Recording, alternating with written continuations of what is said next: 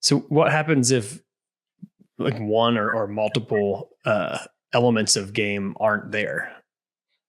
And that's a great question. So I can say I've never seen any organization execute fully on all four yet. I'm sure there's many organizations out there that I'd love to work with and love to work with me that could, start to instill this.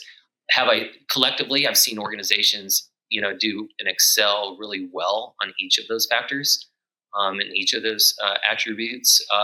But if you got all four in sync, I mean, the ROI on it alone will be night and day difference of, where you're currently sitting right now as an organization. I'm going to do some algebra with game, if that's okay, and ask like, what if an organization excels at empathy and excels at gratitude, but attitude and mindset are, less than or subpar? It's funny you started with those two. I feel that the two most important ones are the gratitude and empathy. People confuse, I think, gratitude and empathy a lot and just think it's soft skills or what have you. But those two, by default, make the attitudes and mindsets where they need to be. And I think they're the single most two important factors of any organization to have. Because especially starting with the self, it starts with you, and grows from there. And so, if you have those two, what that also creates is another practice to go along with the gratitude aspect of it is acknowledging, powerfully acknowledging each and every person for their work, and really getting good of not just like, hey, you're doing a great job, like really being thoughtful about how you're acknowledging it and being very thankful for, because, when you look at it, and I've been very fortunate to work with some incredible innovators, incredible leaders, who've done amazing things. And they all very much have a similar, if you're familiar with the predictive index, similar to DISC or Myers-Briggs, a lot of CEOs I've noticed have a very high A and low D, very, not my way or the highway, but very visionary, and out there and very, unstructured and just like, we got to get this done. They're very driven, and not every single employee is going to have that exact same profile, and so sometimes that gets lost or forgotten. But, if everyone can get aligned on the gratitude and empathy side of things, that's one thing, common denominator that could really start to see those improvements or see those gaps within your organization come together. Gotcha.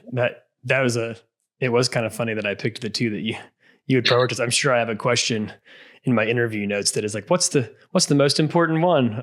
We'll see when I get there. I don't usually over structure these conversations. Oh, no, sure. What if we flipped it? So what does an organization look like? Well, let me ask this question first. You had alluded to this in what you just said, and I would love to just dive a little deeper into it. And can you give me an example of developed an intentional gratitude versus like duty bound and less impactful gratitude? Because you made it clear that you have like, this has to be a true state, it has to be authentic. And I think it'd be really beneficial for the leaders that jump in and see these clips of this on LinkedIn or see these on our podcast channel, that to know like, hey, this is what authenticity looks like. And this is some red flags on when it's kind of being forced. Yeah. And, forced may be a harsh word.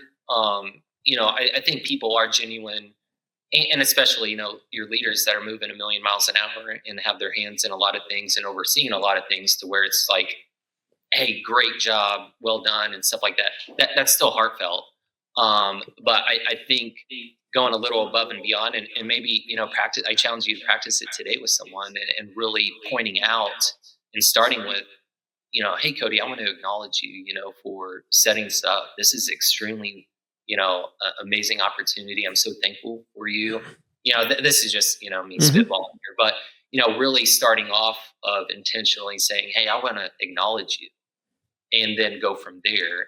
And that alone and slowing it down could really start to, shift people, making them feel a lot different in a different way. Some people need more of that coddling or recognition and everything, but everyone always appreciates it. You can't go wrong when you're starting off that way with someone with the conversation. And even if it's a situation where,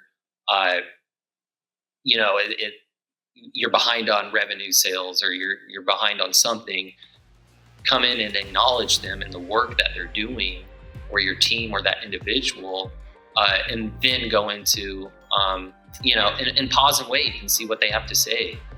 So just really being authentic and slowing down and more thoughtful around the acknowledgement with the individual could really start to create more of an impact for your organization.